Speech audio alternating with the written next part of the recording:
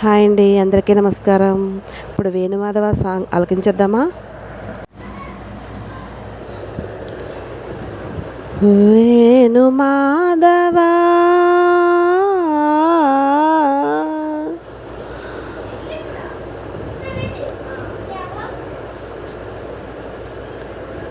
ఈ శ్వాసలో చేరితే గాలి గాంధర్వమవుతున్నదో,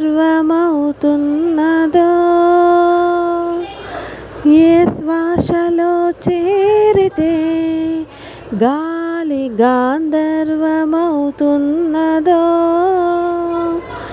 ఏ మోవిపై వాలితే మౌనమే మంత్రమవుతున్నదో, ఆ శ్వాసలో నీలీనమై ఆ మూవిపై నే మౌనమై నిను చేరని మాధవా, ఏ శ్వాసలో చేరితే మాలి గాంధర్వమవుతున్నదో.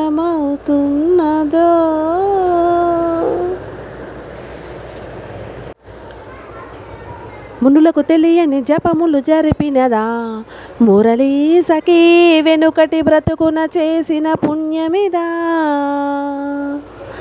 తనువున నిలువున తొలిచిన గాయములే తన జన్మకి తరగని వరముల సిరులని తలచినదా,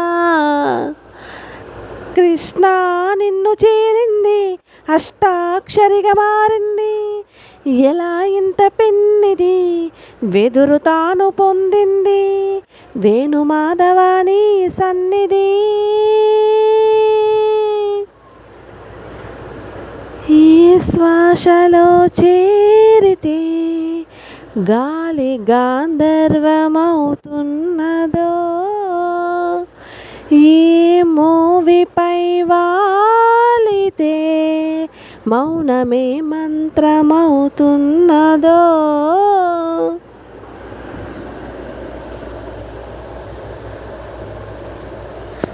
చల్లని నీ చిరునవ్వులు కనపడక కను పాపకి తను వైపుల ఎండి రాత్రి ఎదురవదా, అల్లన నీ అడుగులు సడి వినబడక హృదయానికి అలజడితో అణువు తడబడదా, ఆ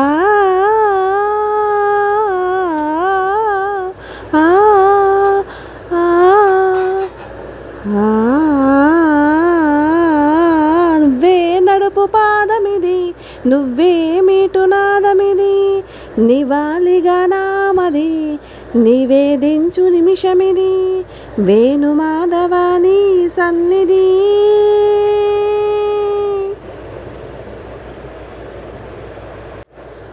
రాధికా హృదయ రాగాంజలి,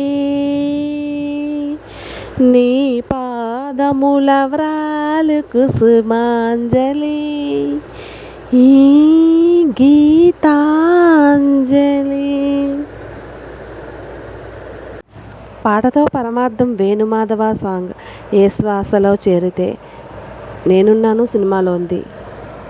చూసారా, వెదురుతో చేసిన వేణువు ఎంత పుణ్యం చేసుకుందో కదా, స్వామి దగ్గర చేరింది. ఏ ఏ శ్వాసలో చేరితే గాలి గాంధర్వం అవుతున్నదో, ఏ మోవిపై వలితే మౌనమే మంత్రమవుతున్నదో, ఆ శ్వాసలో నే నీలమై ఆ మోవిపై నే మౌనమై నిన్ను చేరని మాధవా అంటూ భక్తిభావంతో మనస్ఫూర్తిగా పాడుకుందామా? పిల్లల చేత కూడా పాడిద్దామా?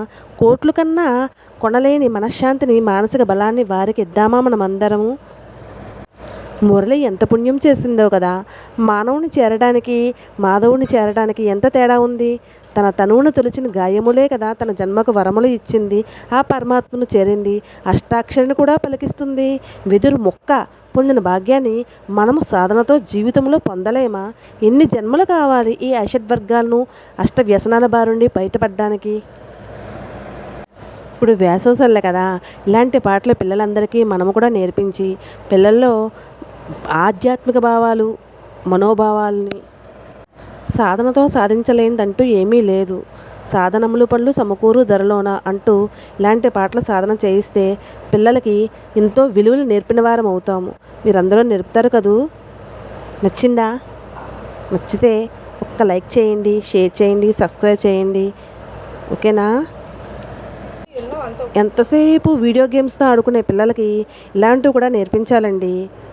ఇలాంటివి నేర్పిస్తే పిల్లల్లో తెలియని క్రమశిక్షణ అనేది అలవడుతుంది. మనమందరము భావితరానికి మంచి పౌరులను తయారు చేద్దాం.